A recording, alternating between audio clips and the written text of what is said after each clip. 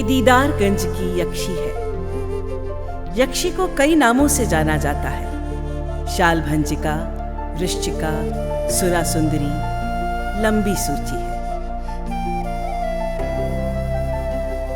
भारत का शानदार इतिहास पलटे तो हम पाते हैं कि ये सुंदर स्त्रियां उर्वरता की प्रतीक और संतुष्टि, विपुलता एवं सृजन की अग्रदूत मानी जाती रही हैं।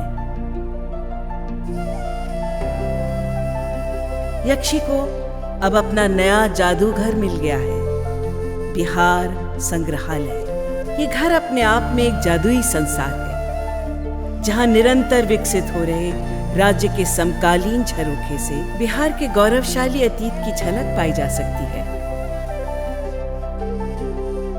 हम अक्सर अपना अतीत भूल जाते हैं। इस संग्रहालय की स्थापना का उद्देश्य यही है कि हमारे साथ साथ पूरी दुनिया को इस राज्य की लगातार दमकती विरासत से रूबरू कराया जा सके।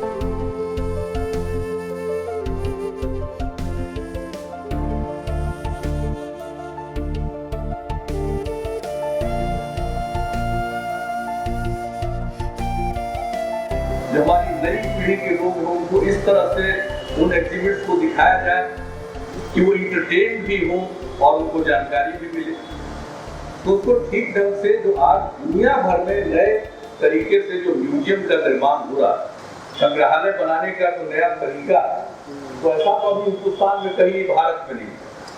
तो उसी समय हम लोगों ने तय किया कि हम लोग ये जो नया तरीका है उसी को अपनाएं और ये अंतर्राष्ट्रीय स्तर का हो जाए।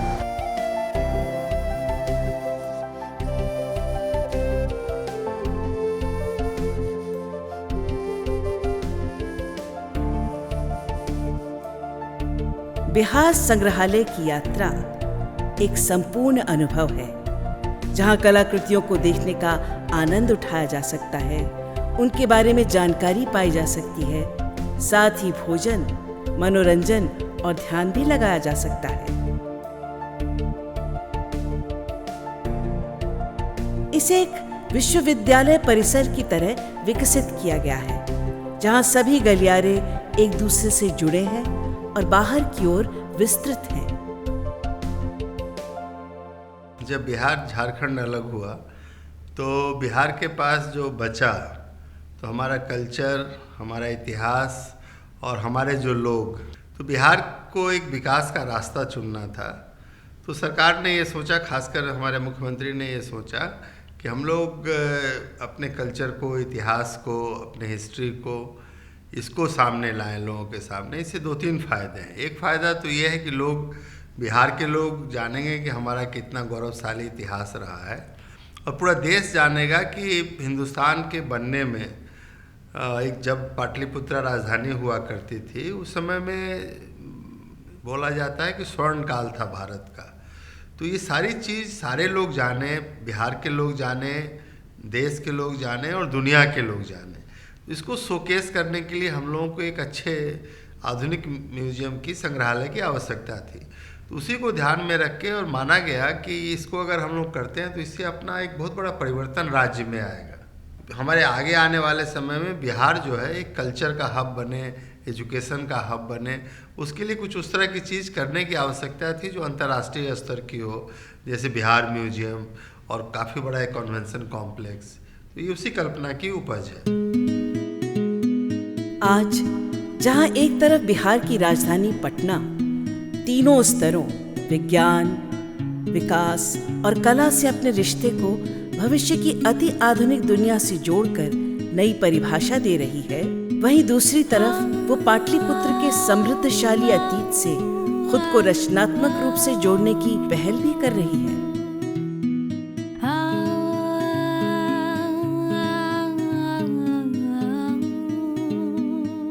महान मौर्य शासकों की राजधानी पाटलिपुत्र, जिसे आज हम पटना के नाम से जानते हैं, सिर्फ अपने सैन्य बल की वजह से ही प्रसिद्ध नहीं थी, बल्कि कला, संस्कृति और उच्च शिक्षा का केंद्र भी थी।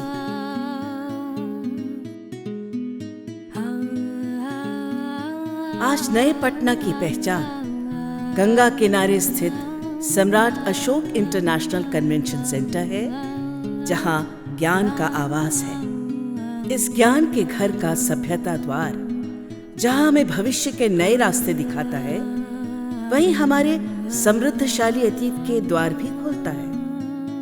ये कहा जाता है कि एक कलाकार खुद भी अपनी पुरातन पीढ़ी, अपने अतीत को फिर से रचता है।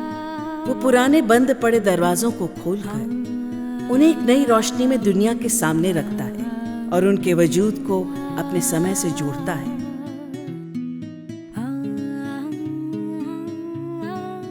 इसमें एक नालंदा की झलक मिलती है, एक तो एक नालंदा के रूइंस की झलक मिलती है। दूसरा, ये बिल्डिंग बिल्कुल इम्पोजिंग नहीं है, ये ग्राउंड प्लस वन ही है। पूरा बिल्डिंग जो है, अगर एडमिनिस्ट्रेटिव बिल्डिंग छोड़ दीजिए तो ग्राउंड प्लस वन है। तो लोगों को काफ़ी लगता है कि इतना फैला हुआ गोद में बुला रहा है आपको, आप वेलकम है। तो इस तरह का एक फीलिंग आया। तो हम लोग को जब इनका डिज़ाइन देखे, हमने देखा, माननीय मुख्यमंत्री ने देखा, तो हम लोग को तुरंत पसंद आ गया।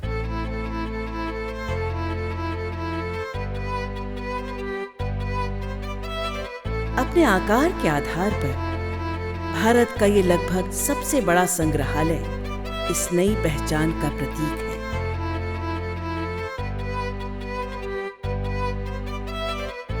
यह आम जनता के लिए 2 अक्टूबर 2017 से खुला हुआ है।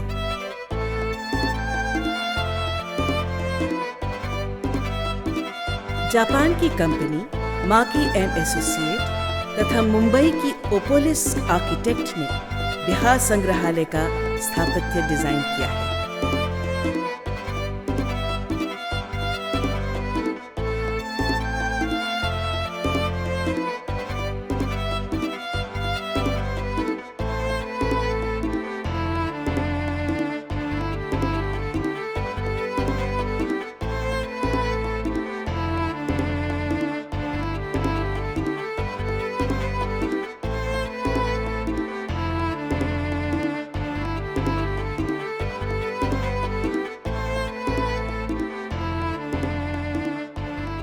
बहुत सारे कला विशेषज्ञ दीदारगंज की यक्षी को भारत की मोनालिसा कहते हैं, लेकिन ये यक्षी बिहार के अनोखे और गौरवशाली अतीत का प्रतीक बने रहना चाहती है। ये उस तरह की प्रतीक है जो न सिर्फ हमें भविष्य के डिजिटल सपनों और उसकी अकूत संभावनाओं से जोड़ना चाहती है, बल्कि साथ ही हमारे महान अतीत और आम आदमी की सच्चाइयों से भी रूबरू कराना चाहती है। भारतीय मूर्ति कला का सबसे अनोखा शाहकार दीदारगंज की यक्षी ईसा पूर्व 3री शताब्दी के महान मौर्य काल से संबंधित है।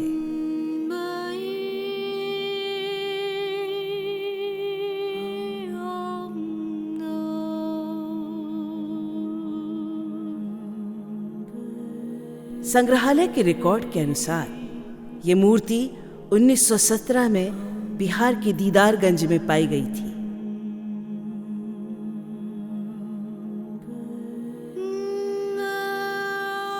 जब यक्षी पटना संग्रहालय का अपना घर छोड़ 1984 में जापान में हो रही भारतीय कला प्रदर्शनी के लिए गई, तो वह सबके आकर्षण का केंद्र थी।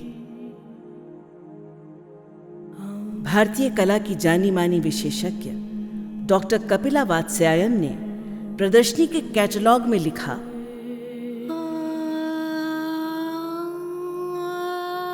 बेहतरीन ढंग से तराशी गई ये मूर्ति मौर्य कला का सबसे अद्भुत शाहकार है।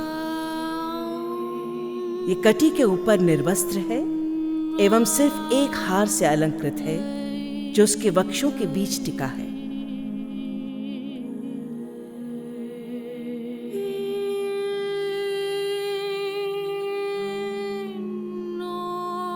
यक्षी का परिधान साड़ी है और 5 लड़ियों वाली करधनी उस पर शोभित है, जो मध्य में एक चौड़ी मेखला से जुड़ी हुई है।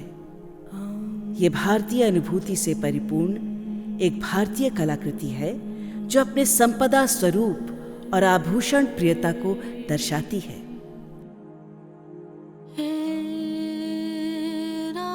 लेकिन सबसे बढ़कर ये हमारे अंदर बहुत परिष्कृत अनुभूतियों को जगाती है। ये सिर्फ एक विशालकाय पत्थर से तराशी गई है। उसके उस स्वरूप और भव्यता के बारे में बहुत लिखा जा चुका है, जिसका वजन और घनत्व बहुत संतुलित है। थोड़ा आगे की ओर झुकी हुई ये मूर्ति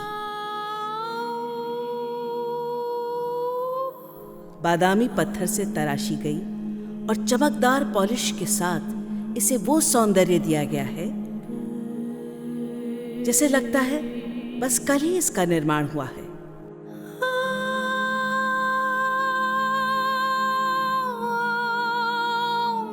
दर्पण सी चमकती ये 5 फीट 2 इंच की प्रतिमा दिव्य प्रसन्नता का प्रतीक है और अपने नए घर में बहुत आनंदित प्रतीत होती है।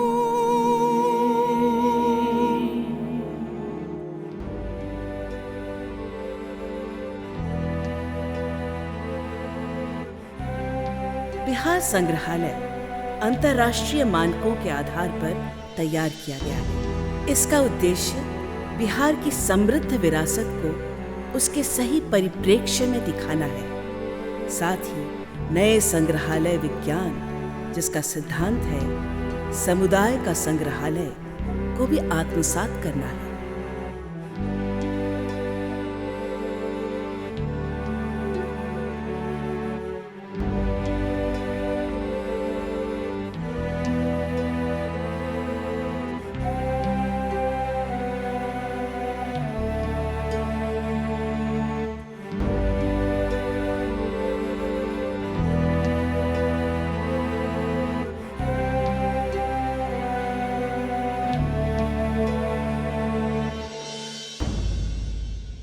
फिर ये निर्णय था कि हम लोग शुरू में ही सोच लिए थे कि हम लोग आधुनिक संग्रहालय बनाएंगे, और चूंकि अपने देश में हालांकि आज़ादी के काफ़ी वर्ष हुए, कोई भी इस तरह का आधुनिक म्यूजियम बना नहीं, अपने इतना बड़ा देश है और नहीं बना।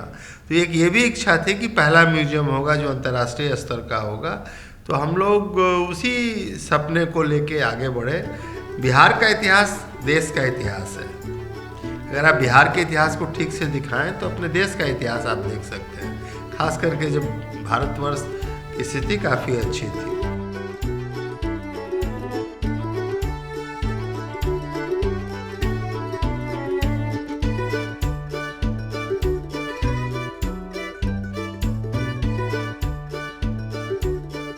इस अद्भुत जगह पर आकर आप लोक और जनजातीय तथा आधुनिक कलाकारों के बीच हो रहे निरंतर और सार्थक संवाद का हिस्सा भी बन सकते हैं।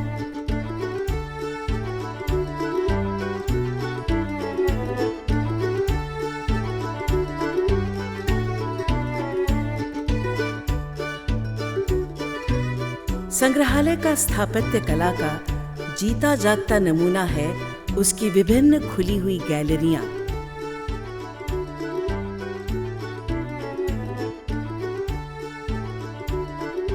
इतिहास गैलरी, समकालीन गैलरी, कला गैलरी, क्षेत्रीय गैलरी और बिहार प्रवासी गैलरी से गुजरते हुए हमें कला के अद्भुत अनुभव होते हैं।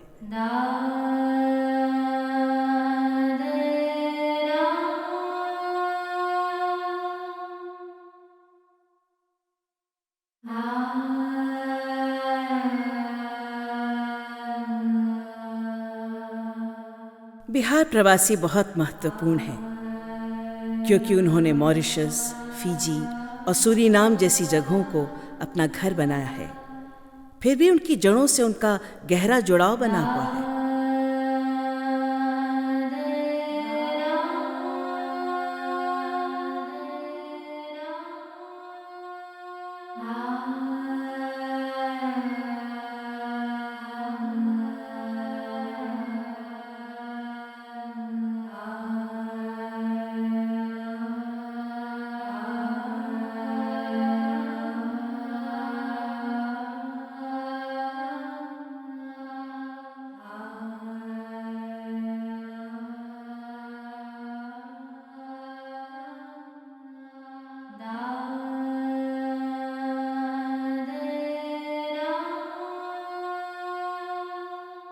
इस म्यूज़ियम के द्वारा जो हम इसको समकालीन स्तर पर रखकर भविष्य का संग्रहालय बनाना चाहते हैं, और इसमें हम ऐसा सोचते हैं कि हम जो हिंदुस्तान भर में जिस तरह के काम नहीं हुए हैं, वो इस तरह के काम हम यहाँ से शुरुआत करें।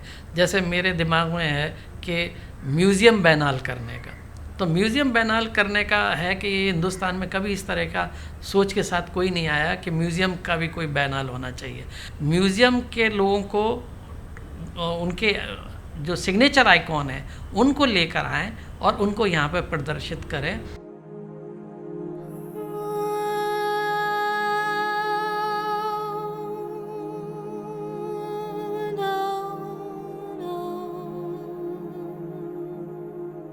समकालीन भारतीय कला के क्षेत्र में एक जाना माना और स्थापित नाम सुबोध गुप्ता का है, जो सिर्फ बिहार के निवासी ही नहीं, पटना आर्ट कॉलेज के विद्यार्थी भी रहे हैं।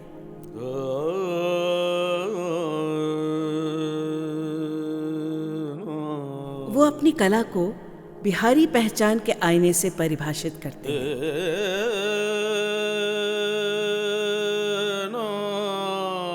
उनकी कृति यंत्र संग्रहालय के प्रांगण बुद्ध आंगन में प्रदर्शित की गई है। ये स्टील के बर्तनों को जोड़कर बनाई गई कलाकृति है, जो विकसित हो रहे बिहार की परिचायक है। कलाकृति एक सघन विचार है जो इतना वृहत है कि हर देखने वालों की वर्षों की सामाजिक, आर्थिक और सांस्कृतिक स्मृतियों को जगाने में उत्प्रेरक का काम करता है।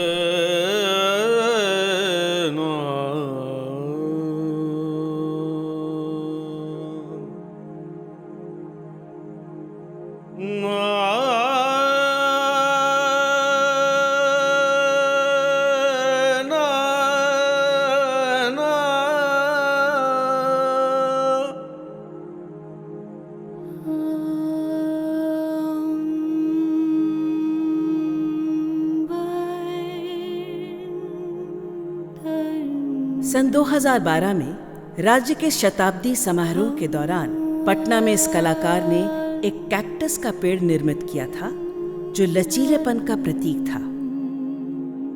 बर्तनों से ही तैयार किया गया ये 26 फुट का cactus Rajdhani Vatika eco park में स्थित है, जो बिहार के लोगों की जबरदस्त सहन शक्ति का प्रतीक है।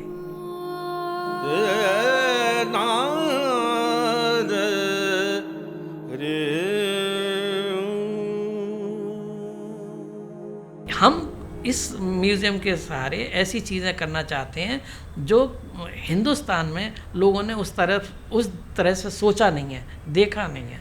तो इसको फ्यूचर का जो है म्यूज़ियम बनाना चाहते हैं, ये हमारी एक दृष्टि है। और इसको समकालीन कला के स्तर पे लाना चाहते हैं, सारा, चाहे हिस्ट्री हो, चाहे इसका रीजनल आर्ट का हो, चाहे कंटेम्प्रेरी आर्ट का हो, चाहे इसमें बच्चों का जो चिल्ड्रन सेक्शन है वो हो। सीधे जाके वो कंप्यूटर से और बातचीत कर सकते हैं, कहानियाँ, किस्से जान सकते हैं, हिस्ट्री जान सकते हैं। बहुत सारी चीज़ें इसमें हैं जो आप सीधे जाके टच करेंगे और वो आपके सामने रिवील कर देगा, खोल देगा सारी चीज़ें। संग्रहालय में जहां कला विशेषज्ञ अपने खास नजरिए से आकर कलाकृतियों को परखते हैं, तो बच्चे यहां के आश्चर्य लोक में आकर एक नई दृष्टि पाते हैं।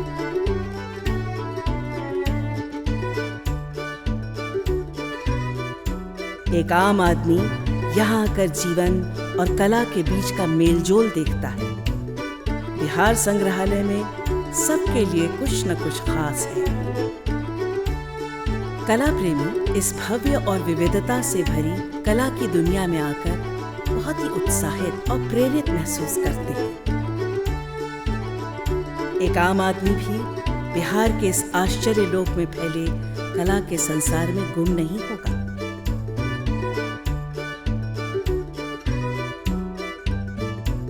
बच्चों की गैलरी और खोज कक्ष बिहार संग्रहालय के हृदय स्थल है। ये बच्चों का जादुई संसार है जो उन्हें रचनात्मक और ज्ञानवर्धक गतिविधियों की ओर प्रेरित करता है। साथ ही उनकी बौद्धिक जिज्ञासा को जगाकर उन्हें एक संपूर्ण नागरिक बनाता है।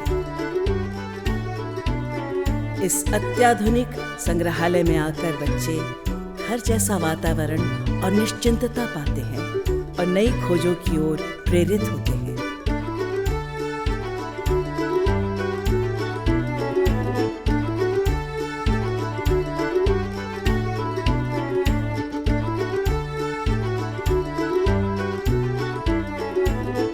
यहाँ आकर आप बिहारी व्यंजनों का आनंद उठाना नहीं भूलें। बिहारी व्यंजनों की ब्रांडिंग भी संग्रहालय के लिए बहुत महत्वपूर्ण है। भोजन क्षेत्र को भी बहुत ही कलात्मकता से बनाया गया है। प्राकृतिक रोशनी से सजे लंबे गलियारों की खिड़कियों से ढेर सारी रोशनी अंदर आती है। सब तरफ रखी आश्चर्यजनक वस्तुएं और जापानी शैली का सुंदर बगीचा, ये सभी मिलकर कभी आपको एक कविता से गुजरने जैसा अनुभव देते हैं, तो कभी आपको दार्शनिक भाव से भर देते हैं। बिहार संग्रहालय की सबसे बड़ी खासियत ये है कि यहाँ सब कुछ आपकी आंखों के आगे फैला है और आप अपनी खोज के लिए स्वतंत्र हैं।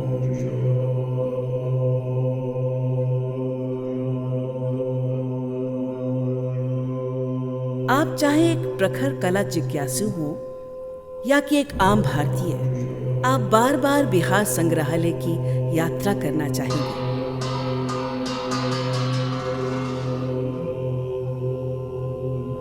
इस संग्रहालय की एक बार की यात्रा काफी नहीं, हर यात्रा के बाद आप कुछ नया खोजते, सीखते और जीवंत महसूस करते हैं तथा चीजों को देखने का नया नजरिया पाते हैं।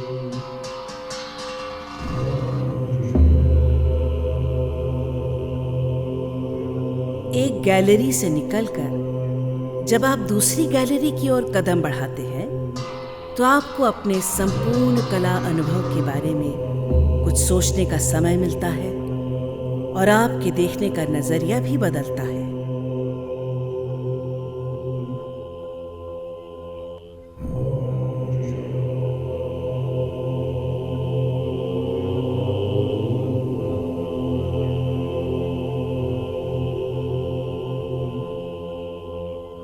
यहाँ की दुनिया में कोई भेदभाव नहीं है। एक ही छत के नीचे बुद्ध, महावीर, चाणक्य, आर्यभट्ट, शेरशाह सूरी और अशोक सभी समाये हुए हैं।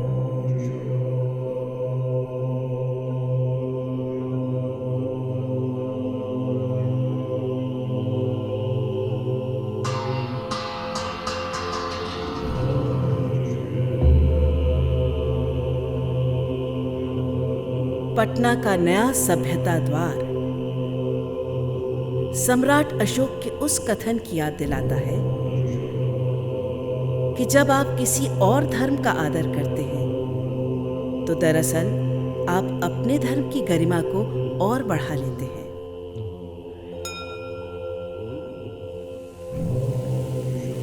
संग्रहालय का ये द्वार आहिस्ता से हमें कहता है कि जब आप संसार की अन्य कलाओं का सम्मान करते हैं